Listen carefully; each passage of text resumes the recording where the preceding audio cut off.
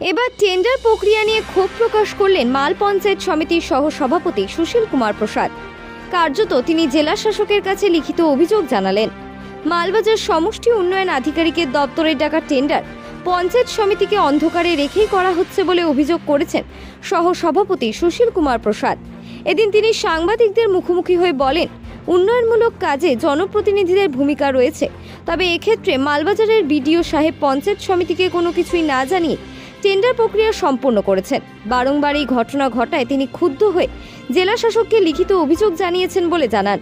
যদিও এই ব্যাপারে মালের সমষ্টি উন্নয়ন আধিকারিক কোনো মন্তব্য করতে না চাইলেও সমষ্টি উন্নয়ন দপ্তর সূত্রে খবর, জেলার ঊর্ধ্বতন প্রশাসনিক মহলের আদেশ অনুযায়ী জরুরি ভিত্তিতে এই টেন্ডার প্রক্রিয়া সম্পন্ন করা হয়েছে, যেখানে বিভিন্ন স্কুলের উন্নয়নমূলক কাজ রয়েছে।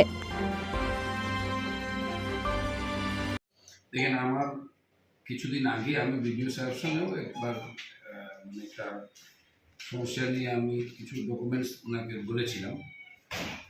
তো এই রিসেন্ট আমি বাইরে ছিলাম, 23/5 আমি হঠাৎ করে একটা নোটিশ পাই, টেন্ডার নোটিশ, কি 5টা মডেল স্কুলের জন্য বিডিও অফিস থেকে একটা টেন্ডার ঝুলেছে।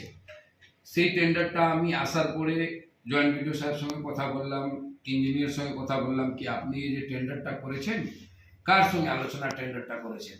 বলে না, আমাকে বিডিও স্যার বলেছিল টেন্ডার করার জন্য। আমি বললাম সেটা তো নিশ্চয়ই একটা রেজুলেশন হবে, আলোচনা হবে। তারপরে খবর পাইলাম কি না, এটা ডিস্ট্রিক্ট থেকে ওনাদের উপরে ইমার্জেন্সি কাজ বলে টেন্ডারটা করার ছিল। তখনও আমি বললাম ঠিক আছে, যদি কোনো কারণে টেন্ডার উনি করবে তো নামটা কে দিবে, কোন স্কুল কোথায় হবে না হবে, সেটার জন্য তো জনপ্রতিনিধি, সেটার জন্য এখানে পঞ্চায়েত সমিতি সভাপতি আছে, সহকারী সভাপতি আমি আছি। তো একবারও উনি তো পঞ্চায়েত সমিতিতে কোনো আলোচনা করেনি।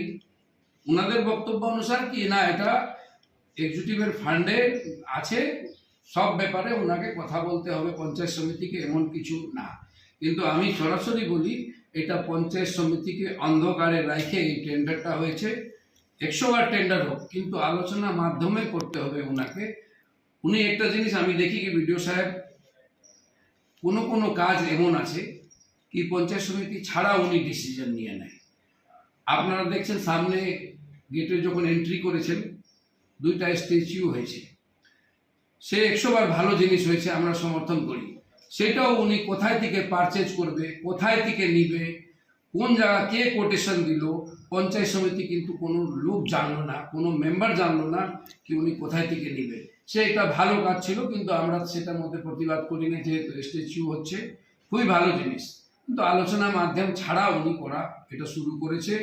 আগেও এরকম একজন বিডিও সাহেব ছিলেন, সেম কেস উনি করলেন কিনা, ডিএম আমাকে ইমার্জেন্সি কাজ করতে বলেছিল, কিন্তু ডিএম বলতেই পারেন ইমার্জেন্সি। আজকালকার তো ফোনের যুগ, হোয়াটসঅ্যাপের যুগ, উনি বলতে পারতো কি এটা ইমার্জেন্সি, ডিএম ম্যাডামের একটা কথা আছে, এই টেন্ডারটা আর্জেন্ট করতে হবে। কিন্তু আর্জেন্ট কোনটা কাজ হয়? রাতারাতি কোনো বাঁধ ভেঙে গেল, কোনো নদী ভেঙে গেল, স্কুলের টেন্ডার করতে হবে, তার মধ্যে এত ইমার্জেন্সি কি? একদিন আলোচনা করে উনি করতে পারতো। উইদাউট আলোচনা আমাদেরকে অন্ধকারে রেখে আমরা তাহলে এখানে বেকার ডেলি আমরা আসি, সকালবেলা আমরা আসি মানুষের পরিষেবা দেওয়ার জন্য। বিডিও সাহেবের যত অ্যাটেন্ডেন্স তার থেকে বেশি পঞ্চায়েত সমিতি অফিসে আমার অ্যাটেন্ডেন্স থাকে, তাতে মানুষকে আমরা পরিষেবা দিতে পারি। কিন্তু ডেলি থাকাকালীন এরকম যদি আমরা অন্ধকারে আছি, তাহলে এখানে পঞ্চায়েত সমিতিতে আমাদের আসা না আসা সব বেকার। পরিবারের সাথে ছুটি কাটাতে ডুয়ার্সে আসবেন ভাবছেন? তাহলে চলে আসুন আমাদের ব্লিস ভিউ রিসোর্টে। এসি ও নন এসি রুমের সাথে থাকছে সুস্বাদু খাবারের সম্ভার, পাশাপাশি পাবেন এক মনোরম পরিবেশে রাত্রিবাসের সাথে বনফায়ারের সুবিধা। উপভোগ করুন গরুমারা জাতীয় উদ্যানের জঙ্গল সাফারির। বেড়াতে যেতে পারেন লাভা, লোলেগাঁও, লুপ ব্রিজ সহ পাহাড়ি এলাকায়। আপনাদের প্রয়োজন অনুযায়ী থাকবে পিক অ্যান্ড ড্রপের ব্যবস্থা।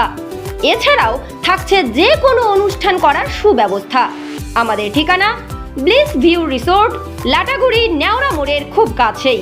যোগাযোগ নম্বর 8617203693।